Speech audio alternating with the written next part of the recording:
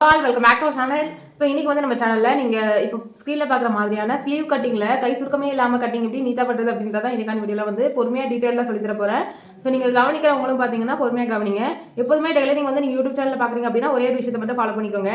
நிறைய சேனல்ஸ் பார்த்துட்டே இருப்பீங்க. அதை பண்ணுவா இதை பண்ணுவா, இவங்க ஒரு மாதிரி சொல்லி கொடுக்குறாங்க, அவங்க ஒரு மாதிரி சொல்லி கொடுக்குறாங்க. அந்த மாதிரி மனநிலைமையில சும்மா ரேண்டமாக நீங்கள் பார்க்கக்கூடாது.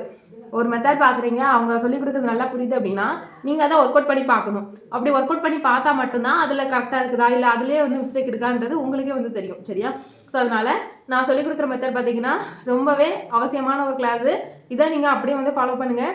உங்களுக்கும் இதே மாதிரியான ஒரு ஃபிட்டிங் வந்து சூப்பராக வந்து கிடைக்கும். ஸோ வாங்க எப்படி பண்ணுறதுன்றதை பார்க்கலாம். இப்போ நான் வந்து பேட்டர்ன் எடுத்திருக்கேன். இந்த பேட்டர்ன் வந்து டபுளாக வந்து ஃபோல்ட் பண்ணிக்கிறேன். ஒரு கை வெட்டணும் அப்படின்னா துணியோட மடிப்பு வந்து எப்போதுமே 4 மடிப்பில் இருக்கணும். இது பேட்டர்ன் அப்படின்றதுனால நான் 2 மடிப்பில் நான் போட்டிருக்கேன், அவ்வளோதான். சரியா?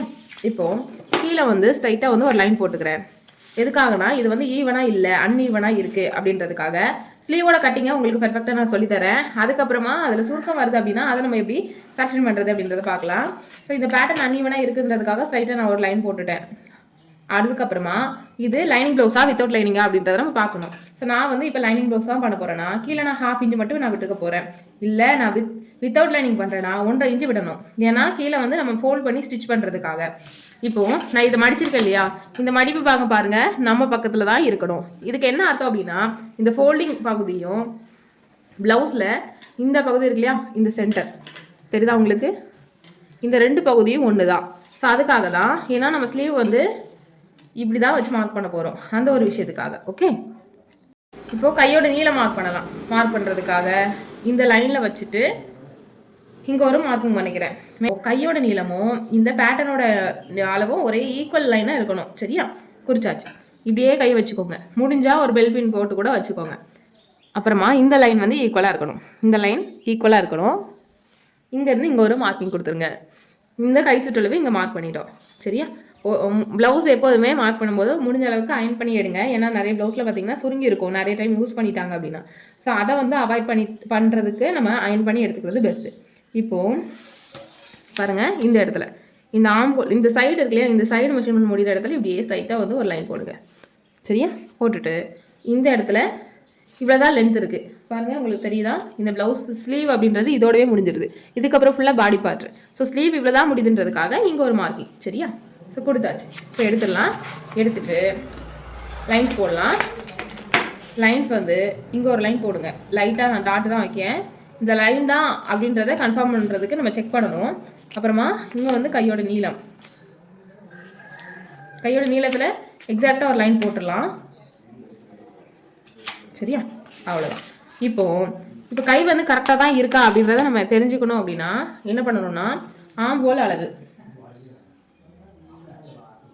ஆம்போல் வந்து 14க்கு கீழே இருக்குது அப்படின்னா நம்ம இங்கேருந்து இங்கே ஹைட் எவ்வளோ கொடுக்குறோன்னா 3 இன்ச்சு மட்டும் கொடுத்தால் போதும். சரியா? 3 இன்ச்சு மட்டும் கொடுத்தால் போதும். இதுவே ஆம்போல் வந்து 14 இன்ச்சுக்கு மேலே இருக்குன்னா 3.5 இன்ச்சு கம்பல்சரி இங்கேருந்து இங்கே இருக்கணும். இதை வந்து என்ன 3 என்ன அளவு சொல்லுவாங்கன்னா கேப்போட ஹைட் அப்படின்னு சொல்லுவாங்க.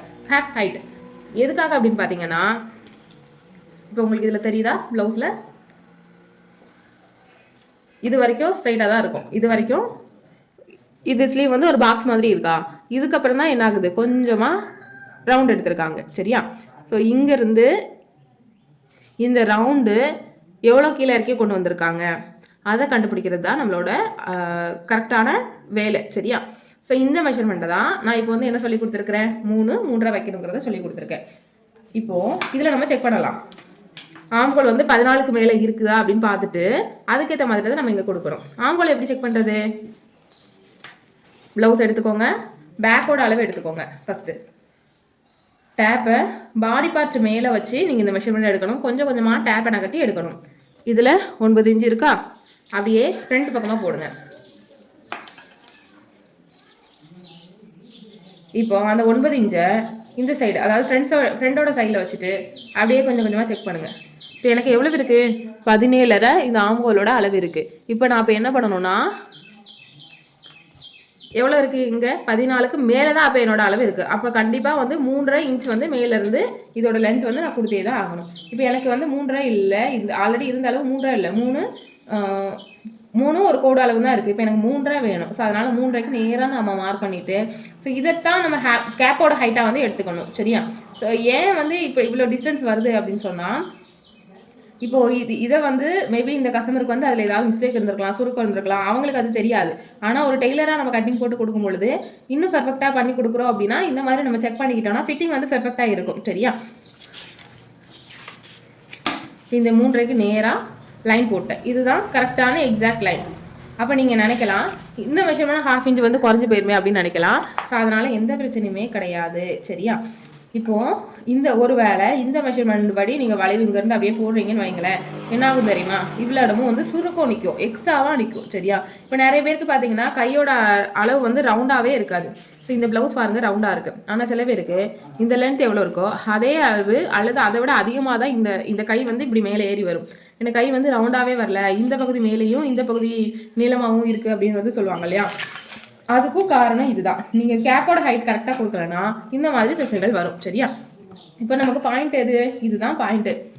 ஸோ இங்கேயும் நம்ம என்ன பண்ண போகிறோம்? கிராஸாக லைன் போட போகிறோம்.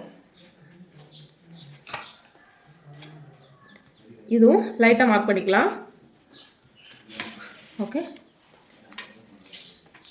இது வந்து இப்போ நமக்கு எவ்வளோ இருக்குது? 8.5 இருக்குது. ஓகே, இந்த லைன் என்ன பண்ணுங்கள், அப்படியே டபுளாக ஃபோல்ட் பண்ணுங்கள். ஃபோல்ட் பண்ணி இங்கே ஒரு மார்க்கிங் கொடுங்க. இதுலேருந்து 1/2 இன்ச் மேலே தள்ளி மார்க் பண்ணுங்கள். இதுதான் பேக்குக்கான கர்வ். இங்கேருந்து அப்படியே அழகா இங்கே ஒரு கர்வ் கொடுங்க. ஓகே, கர்வ் கொடுத்துருங்க. இப்போது இங்கேருந்து கர்வ் வரும்பொழுது இப்படியே கீழ்ப்பக்கமாக வந்துடக்கூடாது. அட்லீஸ்ட் இங்கேருந்து ஒரு 1.5 இன்ச் அளவுக்காவது நமக்கு இப்படி கர்வ் வந்து இந்த மேலே உள்ள லைனை டச் பண்ணி அப்படியே கீழே வர மாதிரி பாருங்கள். அப்போ தான் பிகினிங் ஸ்டேஜில் இருக்கவங்களுக்கு வளைவு வந்து அழகாக போட வரும். இப்போது இந்த லைனை வந்து செக் பண்ணுங்கள். மேல் பக்கமாக செக் பண்ண வேண்டாம், பாடி சைடாக செக் பண்ணுங்கள். ஏன்னா நமக்கு பாடியில் இதுதான் இருக்கும், இதை நம்ம கட் பண்ணிடுவோம். அதுக்காக இப்போ டேப்பை கொஞ்சம் கொஞ்சமாக வளைவாக வச்சு பாருங்கள். எவ்வளோ இருக்குது? 8 தான் இருக்குது. ஆனால் ஆக்சுவலாக நமக்கு எவ்வளோ தேவை? 8.25 தேவை. எப்படி 8.25 தேவைன்னு சொல்கிறேன்? ஸோ நம்ம இங்கே ஆம்பர் அவுட் செக் பண்ணோம்ல, எவ்வளோ இருந்துச்சு? 17.5 இருந்துச்சு. ஸோ 17.5 பாதி எவ்வளவு? 8.25 வந்து தேவை. ஸோ அப்போ நம்ம என்ன பண்ணணும்? ஒரு 1/4 இன்ச் வந்து சைடில் தான் நம்ம அதிகப்படுத்தணும். சைடில் நம்ம அதிகப்படுத்திட்டோம் அப்படின்னா நமக்கு தேவையான 8.25 வந்து இப்போ நமக்கு கரெக்டாக வந்து கிடச்சிருச்சு. சரியா? இந்த லைன் கிடையாது, இந்த லைன் தான் நமக்கு தேவையான மெஷர்மெண்ட்டு. இப்போது ஸ்டிச்சிங்காக நம்ம என்ன பண்ண போகிறோம்? சைடில் 1.5 இன்ச் வந்து எக்ஸஸாக நம்ம விட போகிறோம். இந்த கோடில் தான் நிறைய பேர் மிஸ்டேக் பண்ணுவீங்க. சைடு தான் நிறைய பேர் கட்டணட்டை வருதுன்னு சொல்கிறீங்க இல்லையா? அதுக்கு ரீசன் வந்து இந்த இடத்துல நம்ம வந்து சரி பண்ணிடலாம். இந்த கோடு வந்து இப்படி ஸ்ட்ரைட்டாக தான் வரணும். அது இல்லாமல் இப்படி கிராஸாக இருந்தாலோ இதுக்கு மேலே வந்தாலோ சைடு ஜாயின் ப்ராப்பராக வராது. அதுக்கப்புறமா இந்த இடத்துலையும் நல்லா கவனிங்க. இங்கேருந்து அட்லீஸ்ட் ஒரு 1/4 இன்ச் அளவுக்காவது ஸ்ட்ரைட் வரணும். ஏன்னா சம்டைம் பார்த்தீங்கன்னா அளவு ப்ளவுஸ் லூஸாக இருக்குன்னு சொல்லுவாங்க. நம்ம வந்து லைட்டாக ஒரு 1/4 இன்ச் வந்து பிடிச்சடிக்கிற மாதிரி இருக்கும். அப்படி பிடிச்சு அடிக்கும் பொழுது தையல் உள்ள தள்ளி வரும். அப்போ இந்த கோடு நேராக இருந்தால் தான் இந்த ஆம்கோல் சைடு பார்த்தீங்கன்னா உங்களுக்கு ப்ளஸ் மாதிரி வரும். ஸோ இந்த ப்ளவுஸில் பாருங்கள் டிஃப்ரெண்ட் வருதா? 1/4 இன்ச் வந்து டிஃப்ரெண்ட் வந்திருக்கு. ஸோ இந்த மாதிரி நமக்கு வரக்கூடாது இல்லையா? கரெக்டாக ப்ளஸ் மாதிரி வரும். இந்த சைடு பாருங்கள் கரெக்டாக ப்ளஸ் மாதிரி இருக்கா?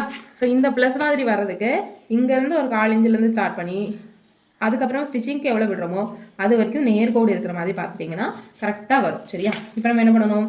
மேலே கண்டிப்பாக ஸ்டிச்சிங்காக 1/2 இன்ச் விடணும்.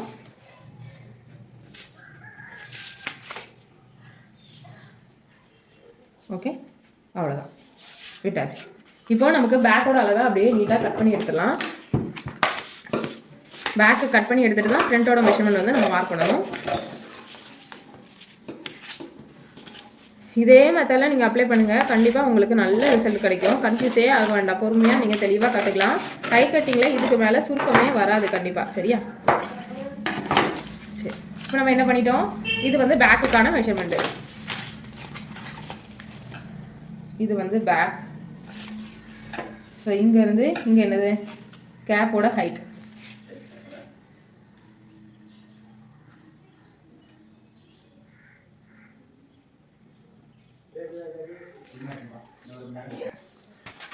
கேப்போட ஹைட் நம்ம எவ்வளோ கொடுத்துருக்கோம்? 3.5 இன்ச் வந்து கொடுத்துருக்கோம். இதுக்கப்புறமா ஸ்லீவோட லென்த். ஸ்லீவ் லென்த் வந்து இந்த சைடு வந்து மார்க் பண்ணியிருக்கோம். சரியா? நான் உங்களுக்கு தெரியணுன்றதுக்காக தான் எக்ஸ்ட்ராவாக வந்து எழுதி காமிச்சிருக்கேன். நீங்கள் எழுதணும்னு அவசியம்லாம் கிடையாது. 2-3 தடவை இந்த மாதிரி பேப்பர் பேட்டர்ன் போட்டு ஸ்ட்ரைட்டாக ப்ளவுஸ் கட்டிங்கு போயிடலாம். கீழே வந்து 1/2 இன்ச் அளவு நான் விட்டுருக்கேன். அதே மாதிரி மேலேயும் 1/2 இன்ச் அளவு விட்டுருக்கேன். சரியா? இது வந்து பேக் பேட்டர்னுக்கான அளவு. அதே மாதிரி சைட்லேயும் seam allowance. Seam allowance. Okay, இப்போ பேக்கோட அளவு வந்து ஃப்ரண்டோட அளவு வந்து இப்போ நம்ம கன்வெர்ட் பண்ண போகிறோம். அது எப்படி பண்ணுறது அப்படின்றத பார்க்கலாம். இப்போ நமக்கு சைடில் ஸ்டிச்சிங்காக விட்ட மெஷர்மெண்ட்டாக ஃபஸ்ட் மார்க் பண்ணிக்கோங்க. அதை நம்ம சேர்க்கக்கூடாது. ஓகே, மார்க் பண்ணிவிட்டு இங்கே நம்ம ஒரு 1/2 இன்ச்சு சீமுக்காக விட்டுருப்போம், அதையும் இங்கே ஒரு மார்க் பண்ணிக்கோங்க. ஓகே, இப்போ ஒரு கிராஸ் சென்டரில் இருந்து நம்ம கரெக்ட் பாயிண்ட் எங்கே இருக்கோ அது வரைக்கும் ஒரு கிராஸ் போட்டுக்கோங்க.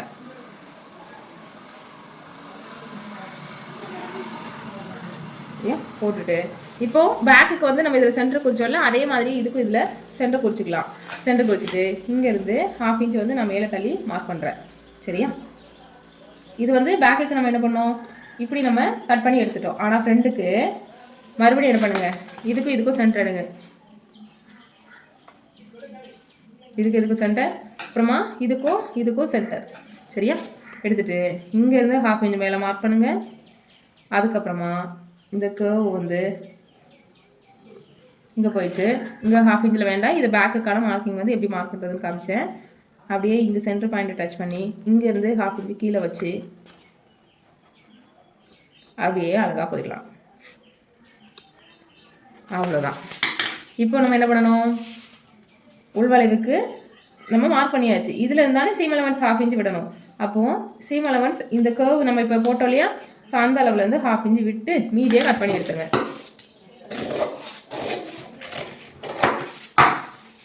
அவ்வளோதான். இதெல்லாம் குட்டியாக நாச்சு கொடுத்துக்கலாம். இப்போ நான் பேட்டர்னை வந்து மடித்து காட்டுறேன் பாருங்கள். நமக்கு எக்ஸாக்டாக உள்வளைவு அப்படின்றது நமக்கு ஈஸியாக வந்து கிடச்சிருச்சு. நீங்கள் 2-3 தடவை இந்த கிளாஸஸை பொறுமையாக பார்த்தீங்கன்னா உங்களுக்கு ஈஸியாக வந்து அண்டர்ஸ்டாண்ட் ஆகும். இது வந்து ஃப்ரண்ட் கர்வ். ஓகே, அவ்வளோதாங்க. இதே ஸ்லீவ் லென்த்து நீங்கள் எத்தனை இன்ச்சுக்கு நீளத்துக்குனாலும் தாராளமாக வந்து பயன்படுத்தலாம். 1/2 இன்ச்சிலேருந்து, அதாவது கையோட நீளம் 6 இன்ச்சுக்கு மேலே இருந்து இந்த ஸ்லீவ் பேட்டர்னை நீங்கள் தாராளமாக வந்து பயன்படுத்தலாம். இதுவே நீங்கள் ஷார்ட் ஸ்லீவாக வைக்கிறீங்க, ஒரு 4 இன்ச்சு 5 இன்ச்சு வைக்கிறீங்கன்னா அதுக்கு மட்டும் பேட்டர்ன் வந்து மாறும். இதே கேப் ஹைட் வந்து நம்ம வந்து கொடுக்கக்கூடாது. சரியா, ஸோ அதெல்லாம் நம்ம அடுத்தடுத்த கிளாஸில் பார்க்கலாம். ஸோ இந்த கிளாஸஸ் வந்து உங்களுக்கு யூஸ்ஃபுல்லாக இருந்துச்சுன்னு சொன்னால் கண்டிப்பாக நம்ம சேனலை மறக்காமல் சப்ஸ்கிரைப் பண்ணிக்கோங்க. தேங்க்யூ. நெக்ஸ்ட் வீடியோவில் பார்க்கலாம்.